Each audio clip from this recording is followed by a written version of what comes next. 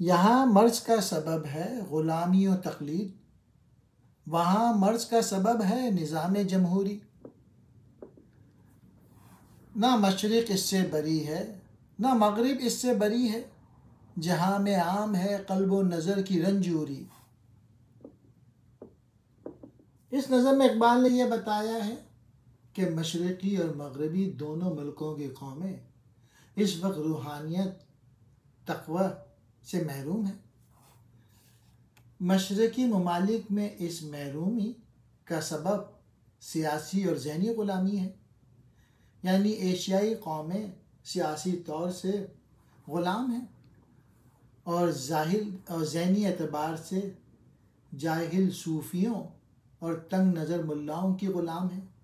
اس غلامی نے ان کے اخلاق کو تباہ کر دیا ہے۔ خلاصہ یہ ہے کہ غلام قوم کا دل مردہ ہو جاتا ہے، یعنی خود ہی مردہ ہو جاتی ہے۔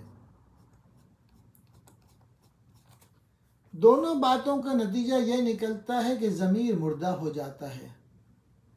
اگر مشرق میں بنی آدم دیگر اقوام کے غلام ہیں تو مغرب جو ہے وہ اقتدار کے غلام ہیں، اور وجہ یہ ہے کہ نہ وہ صحیح دیکھتے ہیں اور نہ صحیح محسوس کرتے ہیں، فقط شکم پروری یعنی بس پیٹ بھرنا اور تن زیبی میں لگے ہوئے ہیں، دل کی قوت اور نظر کی صلاحیت کو بھول چکے ہیں۔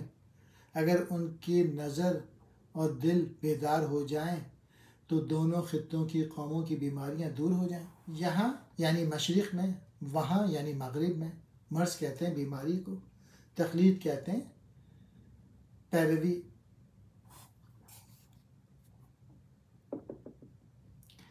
بری نجات یافتہ، آزاد، قلب و نظر کی رنجوری، دل اور نظر کی بیماری۔